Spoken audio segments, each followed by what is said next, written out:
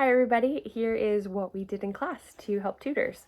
For English this week, I made this fun little sheet that has all the stuff listed for English, so irregular verb tense to go, infinitive to go, present go goes.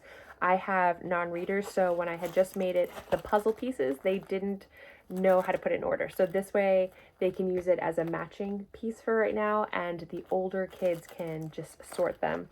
But what I have here are again the different words, so past, going, present, go goes, and what I would have them do is just put them in order, or again match it, so present would go at the bottom here. And that was one way we practiced our English. Then I put these in order on the floor, and I had them run to, for example, infinitive, and they would have to stop, and then we'd run to go, and they had to keep moving, and then we'd run to present, everybody would stop because it's red, we'd stop, and then we'd go to go goes, and they'd have to dance and run really fast in place. And so that's how we practiced our English this week. We also went over all of our English words, and we were using How Far I'll Go to go over all of that. So I had this little worksheet, and that's how we sang the song to practice all of the words that we have been doing since week 5. Can you believe it? Week 5. We've been doing English irregular verbs. Then for geography, I made these printouts, and we did our song. And as far as what we did in class after we learned the songs and the hand movements, we looked here and we found, we talked about what a key was and found out that like blue is Chesapeake Bay. So Chesapeake Bay is over here in the blue, and then we'd look at our laminated CC maps and we'd find it on the big CC map once we were able to locate it on this little map. Again, I have little guys, so 5, 6 years old, and so it's helpful for the parents who are assisting them to be able to know where everything is on this little map when they're helping them find everything on the big map. The other thing we do is once we've located everything on the laminated map, we did this week Where's Waldo, which you can find in CC Connect, and I'll post the link below. As far as I would give everybody clues, and then they'd have to find the clues on the map. And for example, the first clue was go to California to find where I play. The skies aren't always gray in the SF Bay. So they have to figure out what SF stands for, and I give them a lot of clues, and then we finally say, oh, it's San Francisco Bay. And so they have to point to where the San Francisco Bay is on their map. And we do that going through all the different bays for this week. I'll post that link below too, but the kids really seemed to like that. It was fun to look for where Waldo was, and then at the end they had to guess which bay he was hiding in. For Latin this week, I made this worksheet, and it is helpful again for the parents too, for the moms that are helping in our class.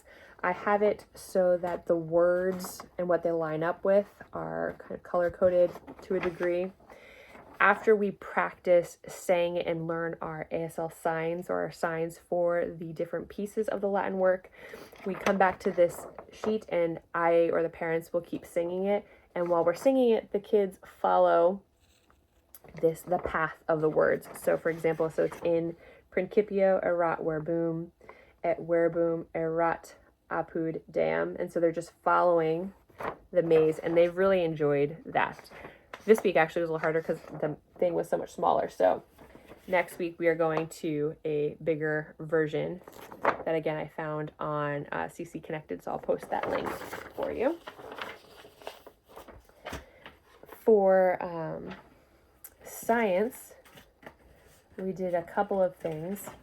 First, I brought out the periodic table, and we had everybody find where 1 hydrogen was, 2 helium, 3 lithium, and 4 beryllium were on the chart. Learned how they kind of go from right to left. So that was a fun piece that they had to all learn and figure out.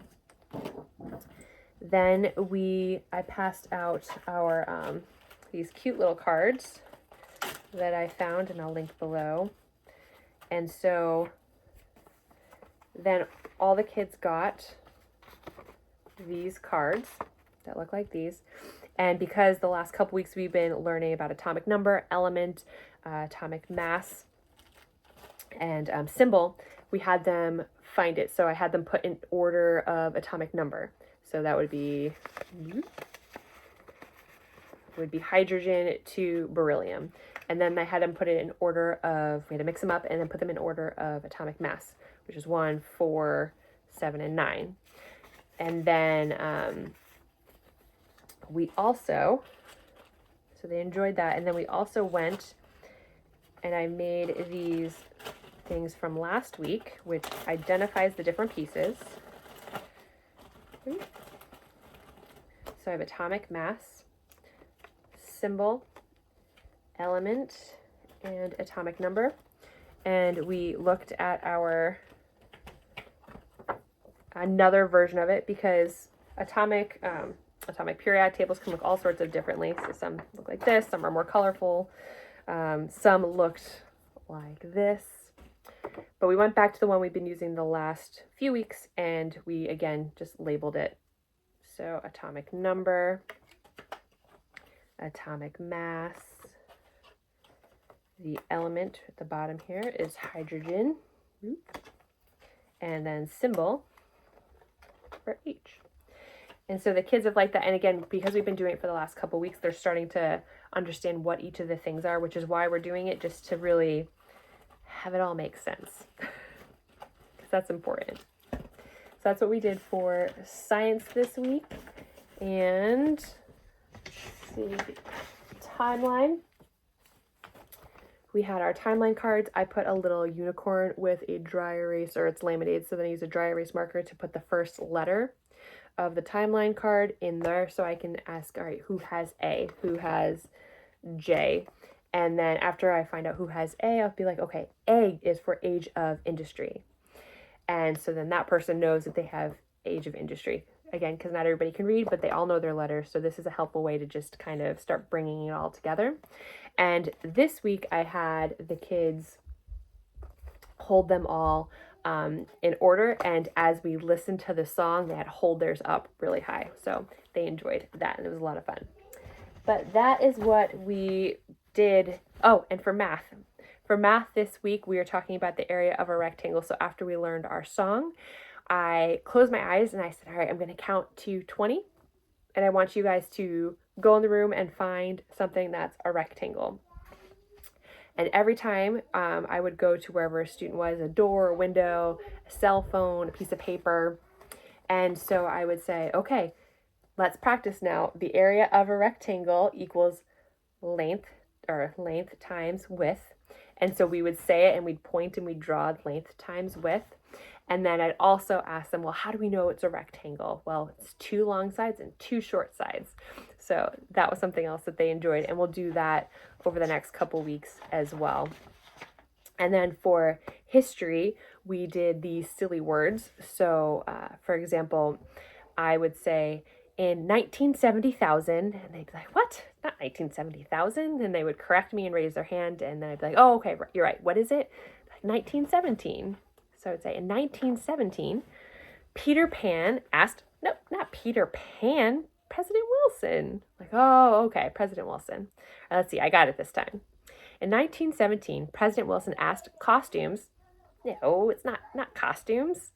It's Congress. Like, okay, all right, let's try it again. I'm pretty sure I can get it through this time. And in 1917, President Wilson asked Congress to enter World of Warcraft. No. And I'm like, okay, so what is it? World War I. And then I just picked a couple of the other words throughout this and changed those to some silly words where they would correct me. And as you could tell, like each time I keep going further and further. I learned this from another tutor on YouTube, and I thought it was an incredible idea. And so we've been using it going forward in my classes, and it's something that the kids love because they love correcting you. But those are the things we did this week in our class. The only other one I wanted to show you guys was for science.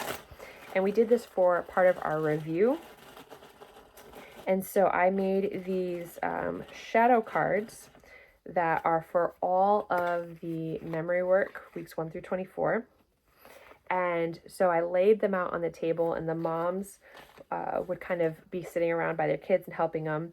And what they would do is they would hold up a card, and we'd ask, what are some parts of the respiratory system? And they would guess. And if they didn't know, then their parents would try guessing. And then we would shine a flashlight, and the answer was right here. So for this one, it's nose, pharynx, larynx, trachea, bronchi, bronchioles, alveoli, and lungs. But they love the shadow reveal of these little beakers. So that was what we did for reviewing the last couple of weeks for science. And yeah, I hope you guys have an incredible week, and I look forward to seeing you all next week.